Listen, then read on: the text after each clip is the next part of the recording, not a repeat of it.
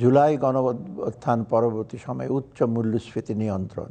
চলতি অর্থবছরের জন্য যে 4,99,000 কোটি টাকার রাজস্ব আদায়ের লক্ষ্যমাত্রা এনবিআরকে দিয়েছেন অর্থ উপদেষ্টা, তা 2024-25 অর্থ বছরের সংশোধিত লক্ষ্যমাত্রার চেয়ে 36,000 কোটি টাকা বেশি। অথচ গেল অর্থ বছরের ওই লক্ষ্যমাত্রার ধারে কাছেও যায়নি এনবিআর এর রাজস্ব আদায়। কম রাজস্ব আদায় হয় তখন কিন্তু জনগণের ঋণটাও বেড়ে যায়। এনবিআর এর হালনাগাদ তথ্য, গেল অর্থ বছরে ভ্রমণ ও আয়কর থেকে আদায় হয়েছে 1,29,000 কোটি টাকা, যা লক্ষ্যমাত্রার চেয়ে 42,500 কোটি টাকা কম। কোনো বছরই সেই লক্ষ্যমাত্রা আমরা অর্জন করতে পারি না। স্থানীয় পর্যায়ে ভ্যাট আদায়ের লক্ষ্যমাত্রা ছিল 1,71,495 কোটি টাকা, অথচ হয়েছে 1,41,586 কোটি টাকা। এ সময়ে কাস্টমস থেকে 1,20,510 কোটি টাকা লক্ষ্যমাত্রা দেয়া হলেও আদায় হয়েছে 16.86% কম। সামনের দিনগুলোতে যদি আমাদের ঋণের বোঝা আরও বাড়তে থাকে তাহলে সেটা কিন্তু কারোর জন্যই ভালো হবে না। রাজস্ব আদায়ের মোট হিসাবে গেল অর্থ বছর 3,70,874 কোটি টাকা রাজস্ব আদায় হয়েছে, যা আগের অর্থ বছরের চেয়ে 2.23% বেশি।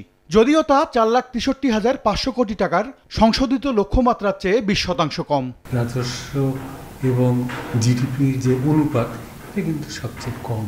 অর্থ বছরের মাঝপথে এসে বিভিন্ন পণ্য ও সেবায় শুল্ক কর বাড়ানোর পরও আদায়ে বেহাল দশা থেকে বের হতে পারেনি এনবিআর। কারণ হিসেবে সংস্থাটির দুর্বল কর্মপরিকল্পনা ও লক্ষ্যমাত্রা নির্ধারণে দূরদর্শিতার ঘাটতিকে দায়ী করছেন অর্থনীতিবিদরা। যতটুকু লক্ষ্যমাত্রা ছিল এনবিআর এর, তার তুলনায় কম রাজস্ব আদায়, তো সেটা আমাদের আসলে অর্থনীতিতে চাপটাই বাড়িয়ে দেবে। এই চাপ আমরা কমানোর প্রত্যাশা করছিলাম, কিন্তু এটা কমবে না, বরং সামনের দিকে আরও বেড়ে যাবে। লক্ষ্যমাত্রার সঙ্গে সঙ্গে একটা অ্যাকশন প্ল্যানও তৈরি করা উচিত এবং সেটাকে বাস্তবায়নের জন্য যে পদক্ষেপগুলো নেওয়া প্রয়োজন সেই পদক্ষেপগুলো নিতে হবে। এই বর্তমান বছরে আমরা যে লক্ষ্যমাত্রা দিয়েছি, এই ক্ষেত্রে একই পরিণতি হবে।